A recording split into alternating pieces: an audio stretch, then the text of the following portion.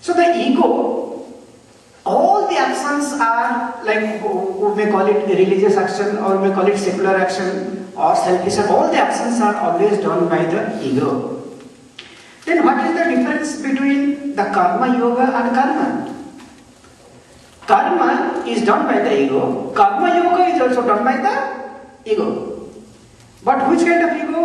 What kind of ego will do karma yoga? The ego who has come to Chinmaya Mission camps will always do karma yoga.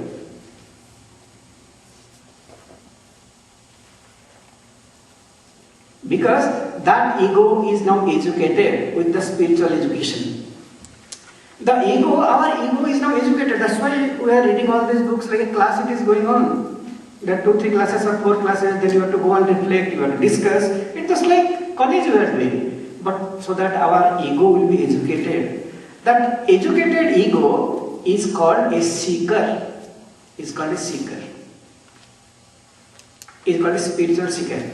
But again it is ego. But that ego is very useful. Like a student who is trained and who is not trained in mathematics. Who is not trained will not do well in mathematics. Rather, he will use mathematics to create all kinds of problems.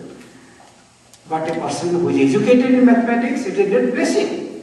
One can learn from him, one can gain knowledge from that individual.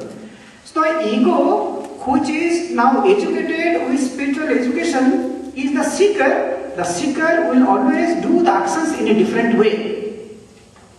He will not change the actions, but he will do the actions in a different way. Any action, like while eating or sneezing, some people will see, when they sneeze, what they tell?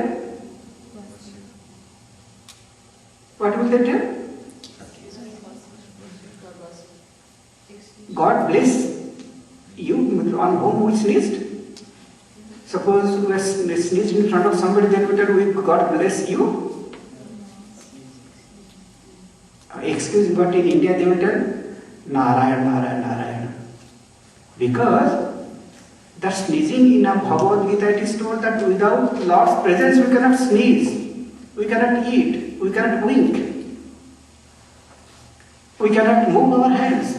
So it is a divine act. It is a divine act. So in karma yoga, it is just an attitude, not that nobody has to change the work.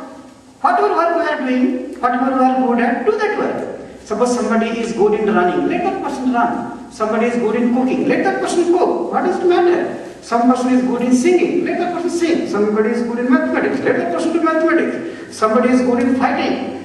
Don't fight with your own children and spouse. Or your brothers and sisters. Fight with what? Fight with your own negative qualities. Fight. If you are a really great warrior, fight. So when we are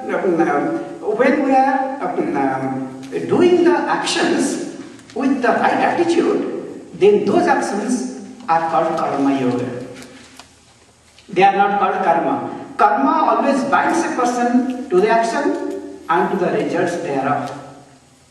Suppose I am doing some action, let us say I have made my own website. It is, now I am the owner. Somebody sold me the software and somebody made the computer. Somebody gave me the electricity. Somebody had made a house for my office and I sat there and made a website and then I tell it is my website. I will name also that website in my name.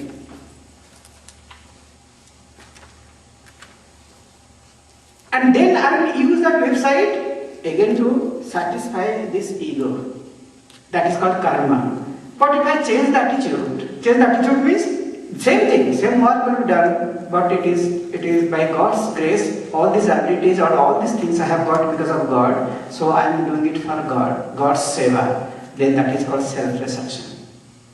Selfless action doesn't bind a person, but selfish action always binds a person to that action. One will be so possessive of that work, and one will not share that with anybody. If anybody has to share, they have to share with my permission. If I allow somebody, then only that person can take. A selfish person will go to work and he will earn money. Even his family members, are to take his permission to use that money. If they will take, okay, we are your children and everything, so we can take from your pocket as much money as you want, then this person will not feel good at all. How loving that person may be.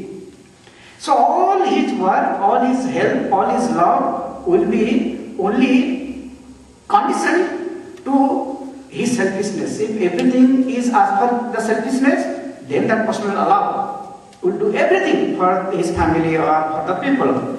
Otherwise not. But a selfless person will work never for himself. Never for himself. Selfless work has that ability. Selfless work will not bind the person to the work or the result of the action. The more the person does selfless work, the more free one will feel. Now we take care of children. Taking never it is told, don't take care of the children.